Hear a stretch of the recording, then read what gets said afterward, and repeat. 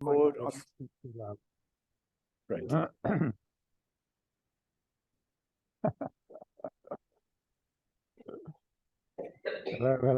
Hello.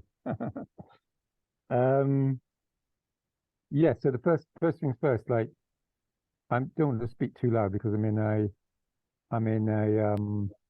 a ward in London, in a hospital ward. So is this level of sound okay? Um, yeah, you sure?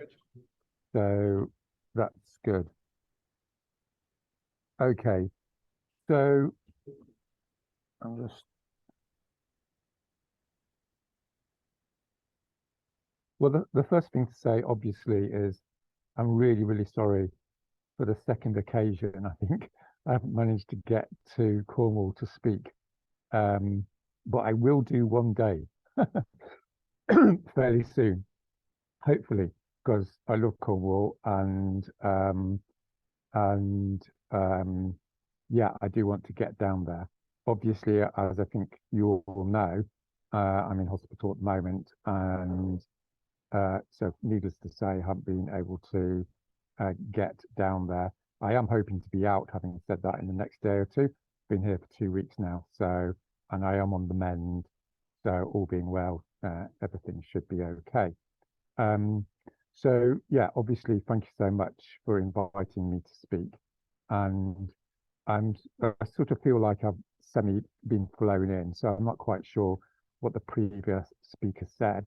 So apologies if I'm going to repeat one or two things, but I probably am not because I'm going to talk about a few general things really. Um, and my understanding is that there's been quite a lot of discussion, obviously, around the obscenity of the refugee crisis and the very clear connection between that crisis and the climate crisis. And I'd like to say before starting, I think everyone here tonight understands this ever increasing coincidence between social injustice and the climate crisis and the democratic crisis. All these things are really, not in a rhetorical sense, but in a real sense, um, part of the same situation now. Um, yeah. I might have one or two little interruptions just to give it a sort of casual feel. So the nurses just come in. Anyway, right. So where am I up to? Um, all right. So as you probably know, I've done about 100 public talks, probably 200 actually. I can't quite remember. And um, if you've been to one of my talks, you know that I tend to talk about the horrors of the climate crisis. And I will start with one or two central facts about where we're up to with the refugee crisis and what have you, and then take it from there. And in the main talk I've been doing for the last year, I I mentioned this paper, which many of you may know, The Future of the Human Niche, which predicts 100 million refugees at 2 degrees centigrade, which, depending on who you speak to, is coming along some point in the late 2030s, in 15, maybe 20 years from now, which is no time at all, of course. And I also sometimes mention the UN report, which came out during the beginning of the Ukraine conflict, which sort of got buried, which said there will be up to 700 million refugees just in Africa by 2030. And that always reminds me of what Tom Tuggenhart said. So I don't know if you know Tom Tuggenhart. I think that's how you pronounce his surname. He's a Tory MP and he's studying for the for Prime Minister. So he said to Open Gathering a little while ago that people in the UN had told him that if you think Syria is a terrible thing, wait until quote, there's 500 million refugees from the Sahel, from Central Africa, having to move. And the important thing to understand about these numbers is this is no speculation. It's not a could be, maybe situation. This is hard predictions in 2023. Hundreds of millions of people, through no fault of their own, are going to be subject to suffering and injustice beyond the imagination. And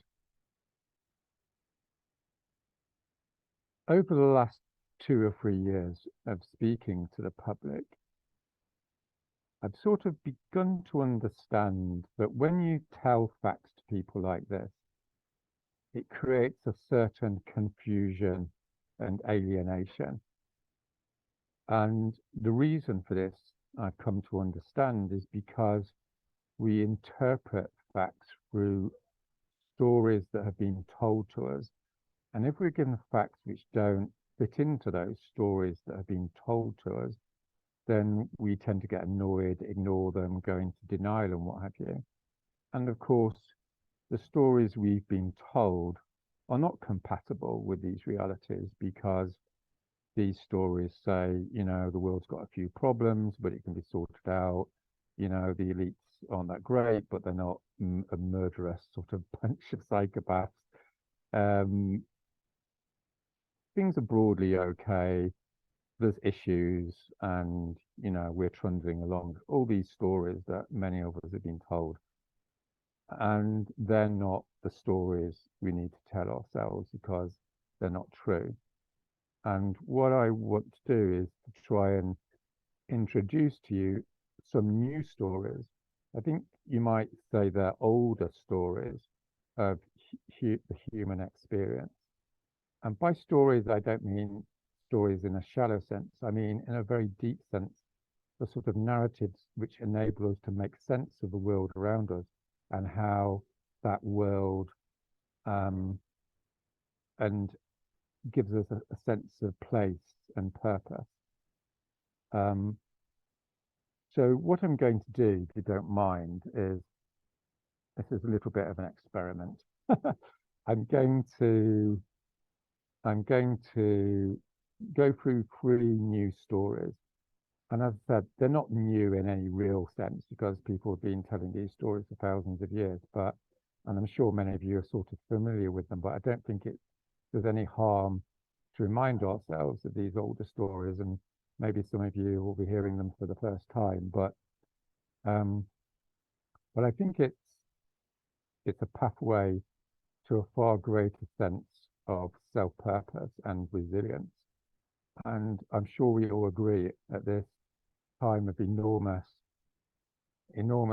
social confusion, we all need something to hold on to, which is solid and gives us some sense of solidity. So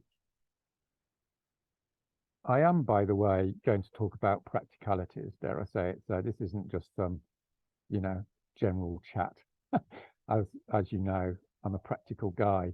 So we will be talking about pathways and such like at the end, and I'm sure you'll be open to that. But let's just look at these 3 stories. And there's many ways of talking about these things. So I apologize by putting it into a sort of personal frame, but sometimes that's helpful. So when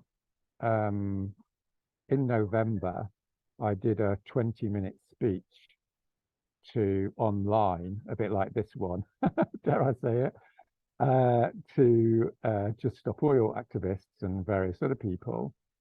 And, I spoke about the climate crisis. I spoke about why civil resistance is vital at this time. And I argued that people could and should take part in blocking of the motorways and the gantries, which happened last November.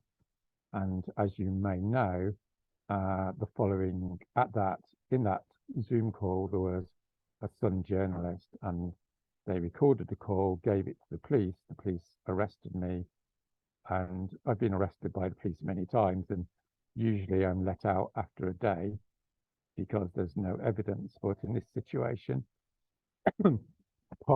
partially because of the changes in legislation, I was charged with a conspiracy to cause a public nuisance on the basis of this freestanding speech.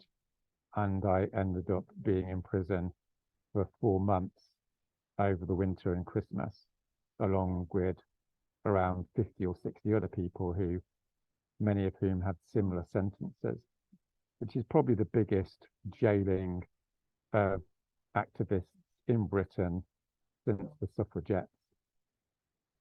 And I suppose the old story, or the default story we tell ourselves about this is terrible, it should never happen. Putting people into prison is really bad. The government should behave itself. It should be decent, and all the rest of it.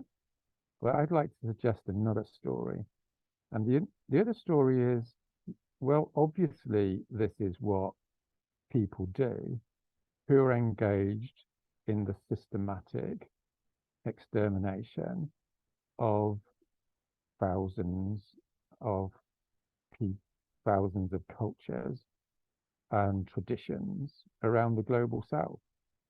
If these people are prepared to destroy the way of life of billions of these innocent people, it should really come as no surprise that when they're substantially challenged to stop their terrible behavior, they will turn upon us with a similar level of viciousness and oppression.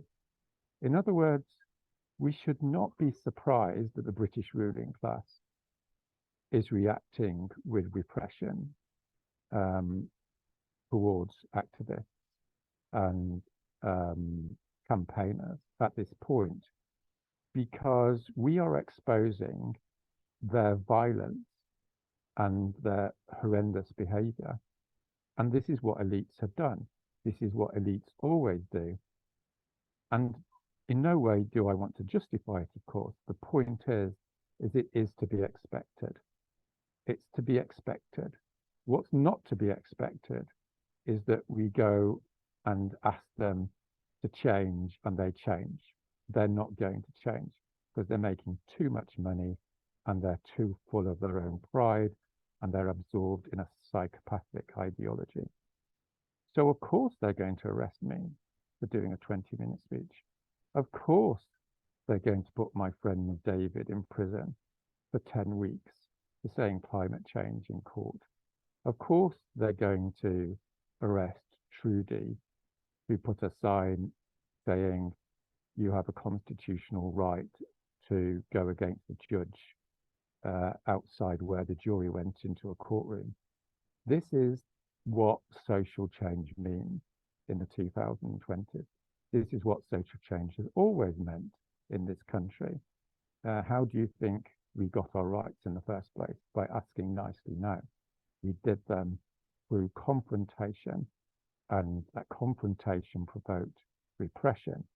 And through that repression, we built our movements of resistance, and they won, not despite the repression, but because the repression created the solidarity, which is probably one of the reasons you're in this room tonight.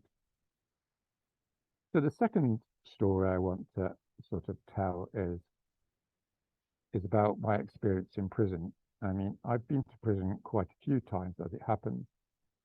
And there's many different people with many different stories about prison. But I want to share a common story, which is I was talking to a prisoner and, they always ask you, well, Roger, what are you in for? And I was I have to confess, I was quite a little bit full of a certain pride when I said, well, I might be in for 6 months making a speech, being a little bit self-pitying and what have you. And he said to me words to the effect, oh, I've been in for 20 years. but you know what? I'm going to be out in 2 years, and that's no time at all. 2 years is no time at all. And you can imagine I felt slightly put in my place, which happens in prison all the time. You go in with a slightly cocky attitude, and within about a week, you realize, there's so much, uh, there's so many terrible things happening, far worse than have ever happened to you. And and the story, of course, is everything depends upon perspective. We may think it's terrible. Roger Hallam has gone to prison for 4 months, but it's all about perspective and what you bring to the life that you're living. And this guy was resilient enough to go, I don't care that I'm in prison for the next 2 years because I'll be out soon.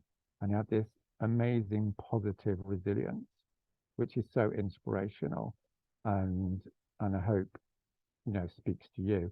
And incidentally, I had a very good conversation with Marcus, who some of you may know, who's just been sentenced to 3 years for putting a banner across one of the main bridges in London. And you might imagine, I think this was a day or two after his sentence, and you may imagine that we wanted to pursue the story of how terrible this was and how annoyed we are with the establishment and how unjust it was.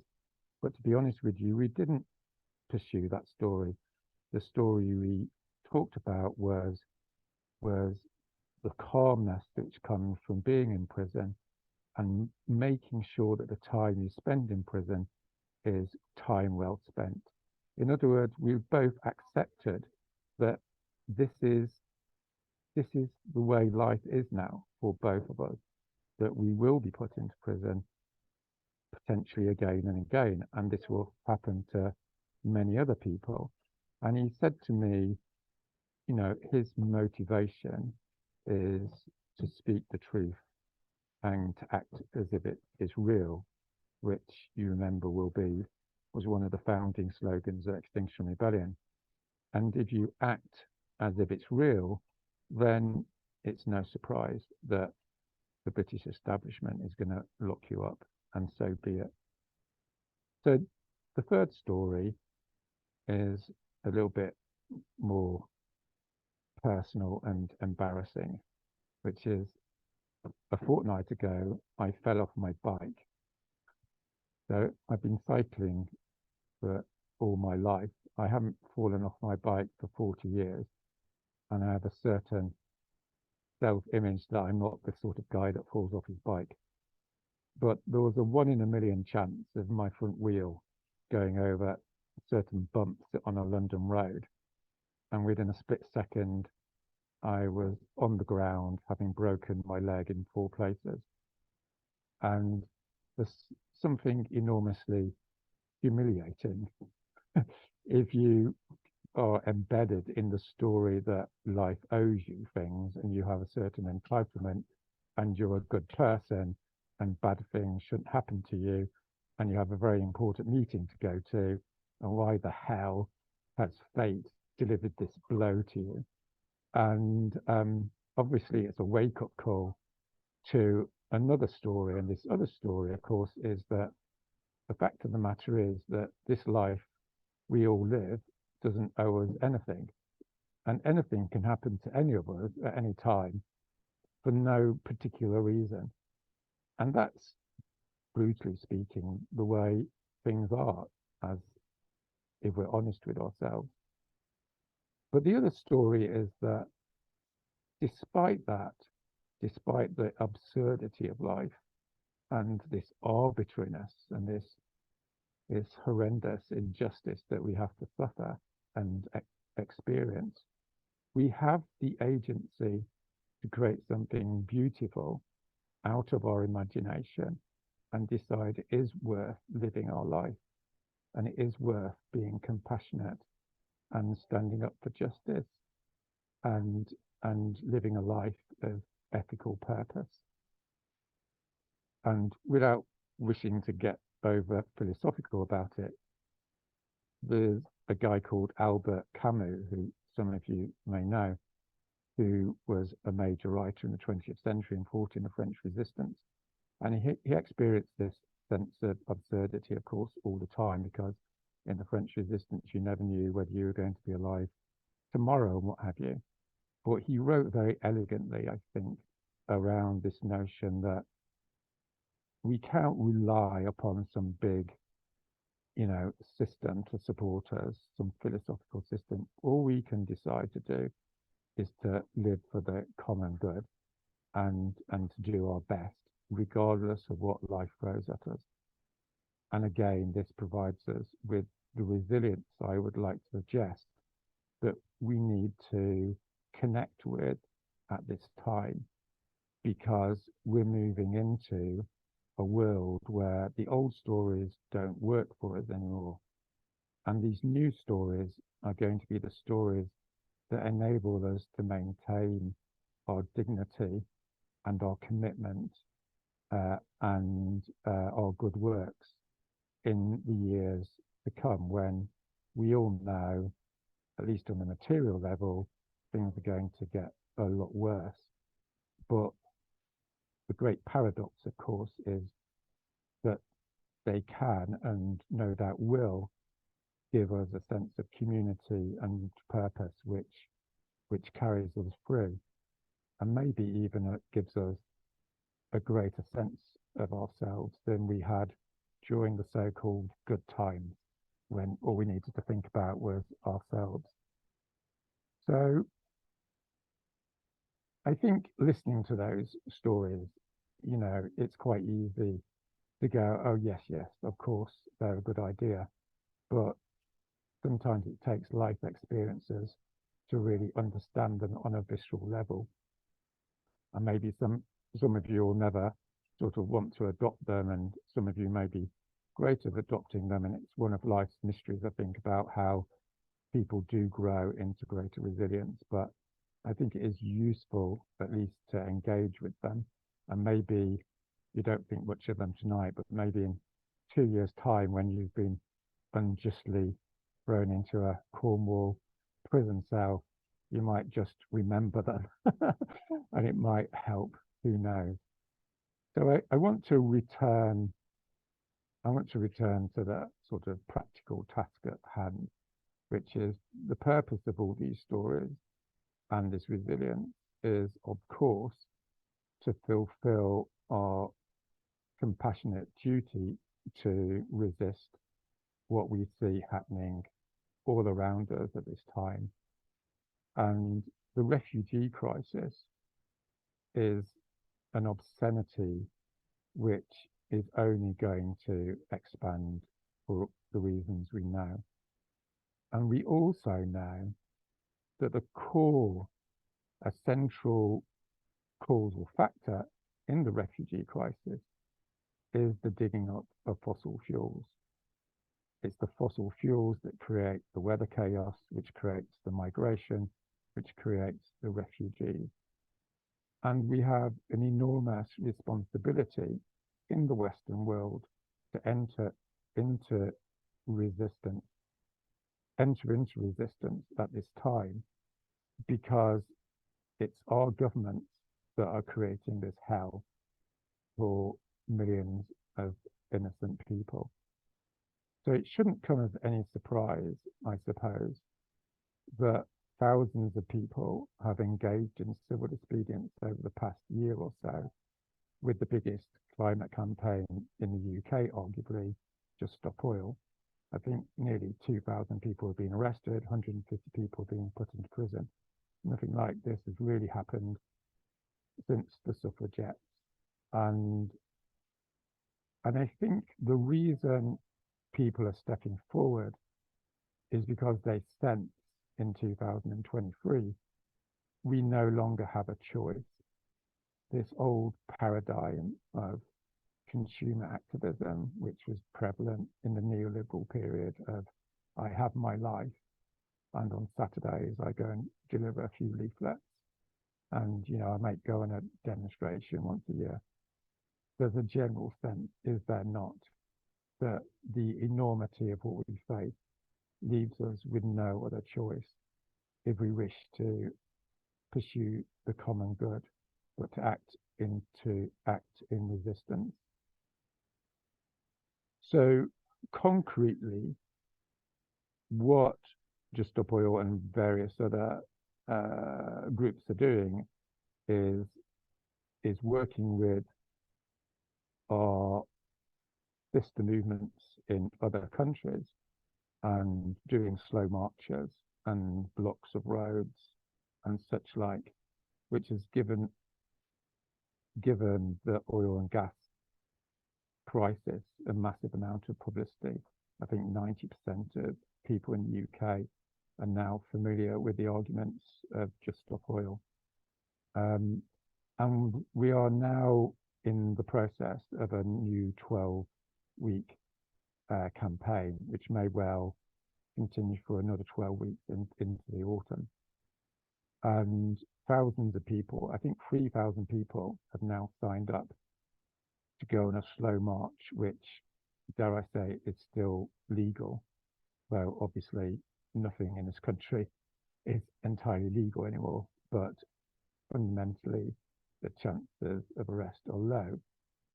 And so I'd like to invite you all to sign up tonight to come up to London along with hundreds of other people from the Southwest.